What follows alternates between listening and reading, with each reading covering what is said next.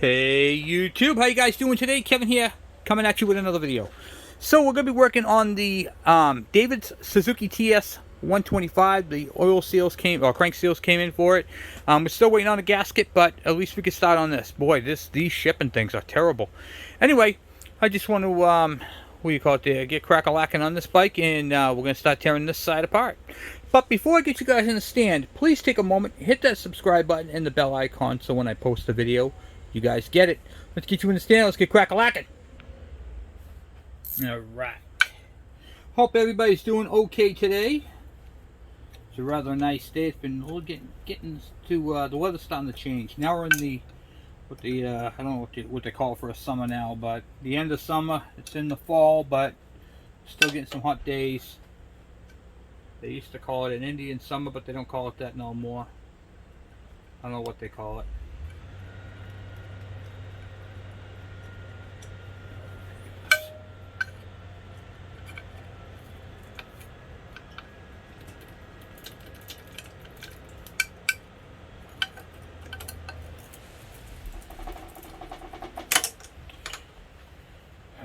Put a little downward force on this bad boy.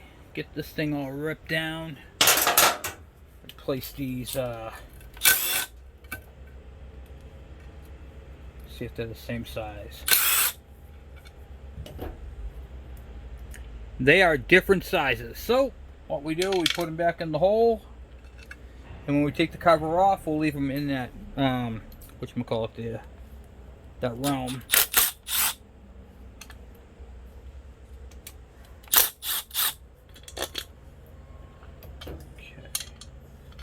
And we'll flip that bad boy up just like that. Okay, and we gotta get this off. We gotta get the magneto, the stator plate, and I got some stuff to show you guys on this. This is a little bit more complicated than you're used to on the KEs and the KDs and stuff like that, because the stator plate on this one, or I should say the timing, is adjustable. It's fully adjustable.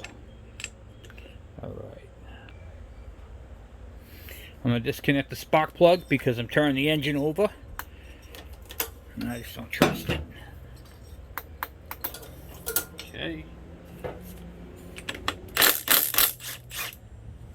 Get that ripped off there. And now we'll get the flywheel pull and get that off there. Alright, let's get that flywheel ripped down.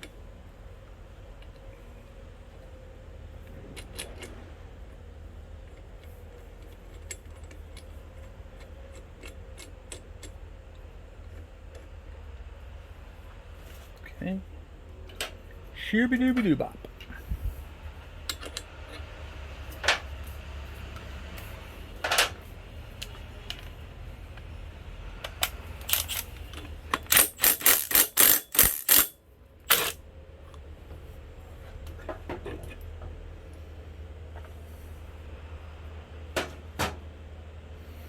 Alright, and there you have the CDI.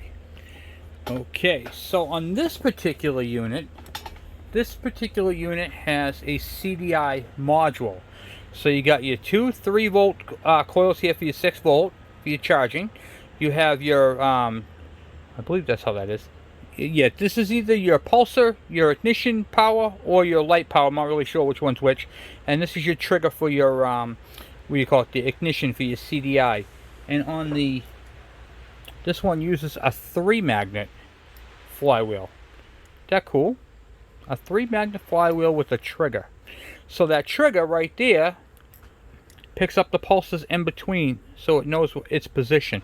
Pretty simple, pretty straightforward. Nothing too crazy right there. All right. So on any bike that has an adjustable stator plate, an adjustable magneto, you don't just want to go crazy and take off the screws and pull it apart. Okay, what you're going to want to do is you're going to want to mark it. See where it's at, because that's going to affect your ignition timing. So, depending upon which way, it can either make it run better or a whole lot worse. Okay, so we want this thing to be alright. And it looks like right here someone already scribed it, and there's a little needle right there for your timing. So we're good there. Let's see if I can blow you guys up so you can see that. That's a little too close. Oh wow, you're focusing. Oh wow, look at that. Alright, good. Beautiful, look at that. Wow, I love this camera. Alright, so something's going on here, hold on. Alright, so right here is actually kind of raised up a little bit, and you can see the scribe mark. Once you do that, or if your bike doesn't have that, you want to make a line, you want to scratch it, and do it in a couple places if there's not a really good one, okay?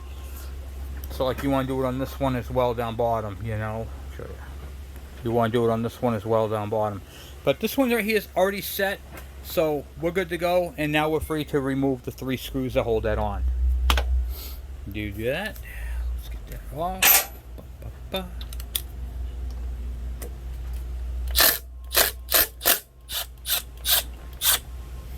I'm using an impact drive, and you got to use the proper screws because when these are in there tight. So what I do is I put it in there so it fits in there nice. Put pressure on the back, and this keeps it from stripping out the screws.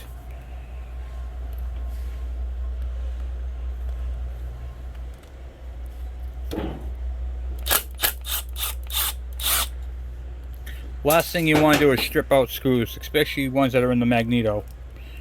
Okay, and we'll pull the wiring back, and right there we have a, oh yeah, there's a lot of crap on that.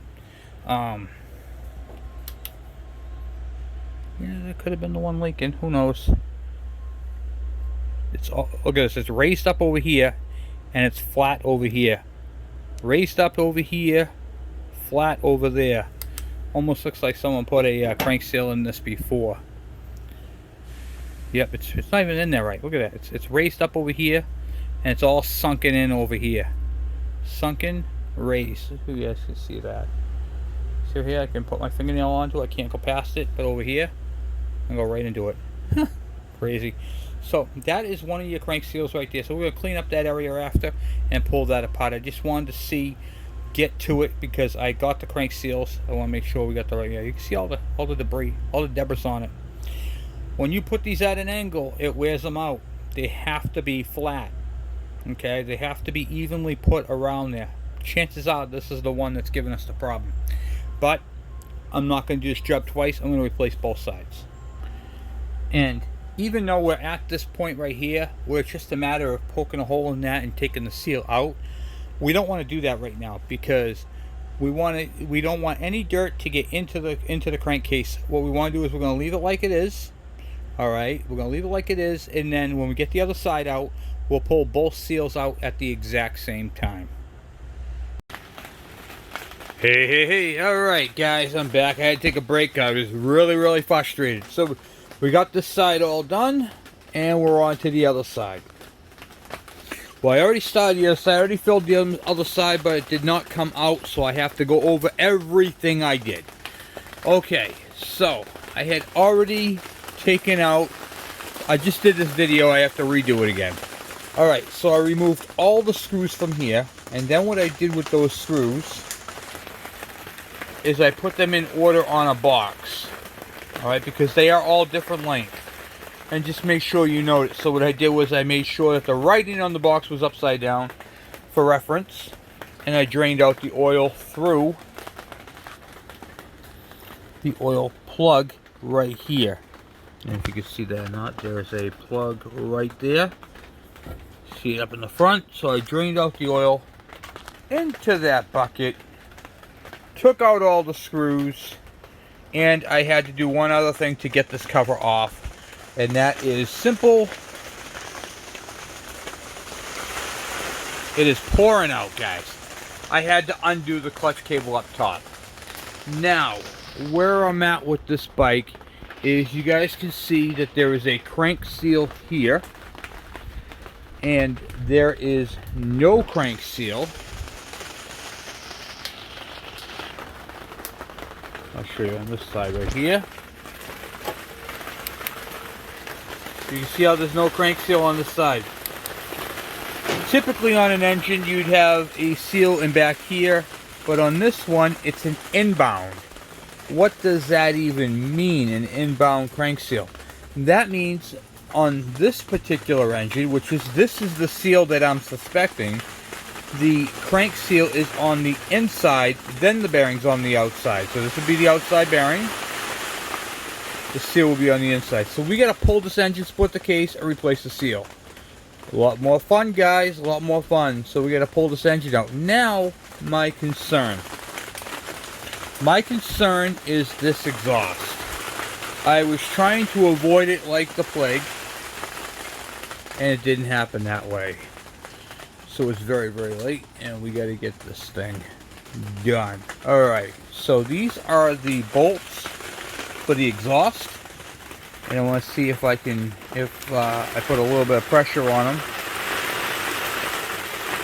Alright, so I just cracked it loose, and I'm going to tighten it, loosen it, tighten it, loosen it, just working it back and forth, guys. I didn't want to take these off because they feel like they're just so bad.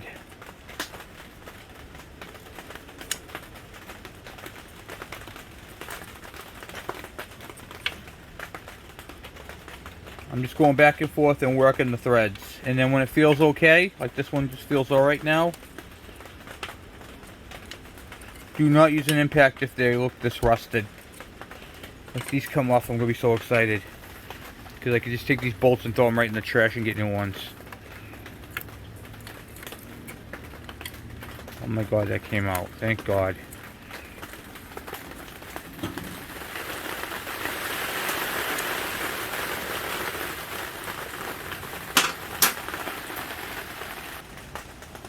Now that it's loose and free,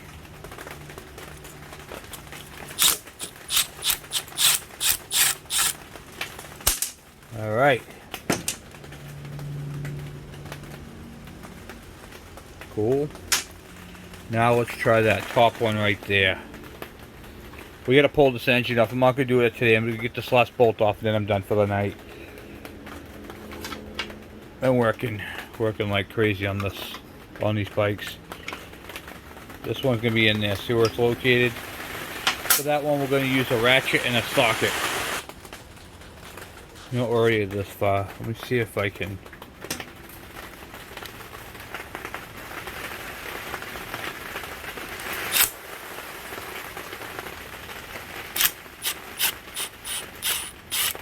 Holy cow, we got it out.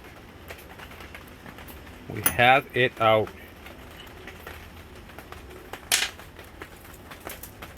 Alright. Okay. Alright, so we got that out. And what else is holding this thing in? Looks like we got a bolt up top here. And then we can get this part out. So I'm actually just holding you guys in with my hand with the camera. Okay. I'm getting out this exhaust bolt here. Which holds it on from the other side. Anti-vibration mount, AV mount. And let's see what's involved on the other side. Alright, it looks like all we have left is this bolt back here. And this bolt right here is already out for the muffler. So let's get that muffler ripped off if we can.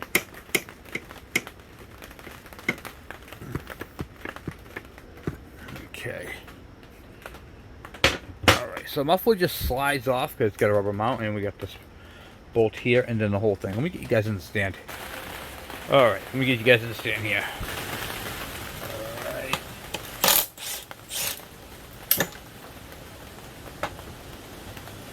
That's the exhaust there.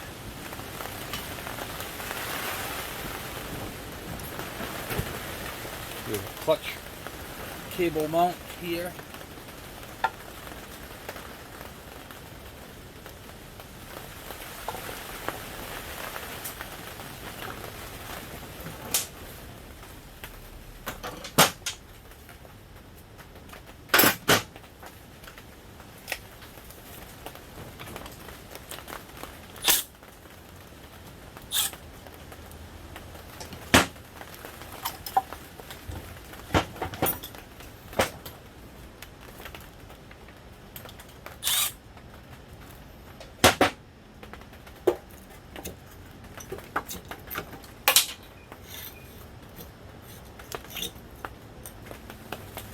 And we got the exhaust out, guys.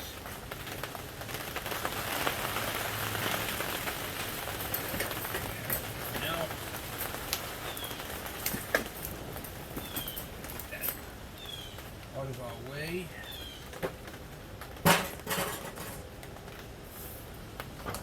Alright, so with the exhaust out of the way, it's pretty straightforward. Undo the motor mount bolts and carburetor, electrical, and then this in the chain, and then this is out.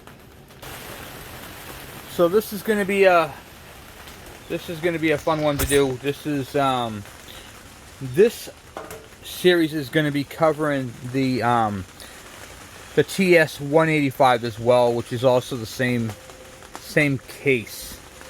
You could actually boost this motor up if you got that case. It'll bolt right onto this frame. But that's what we're going to do. So we already cleaned the carburetor. We already got that. The carburetor is already cleaned. We know what the problem is. We got to reseal it.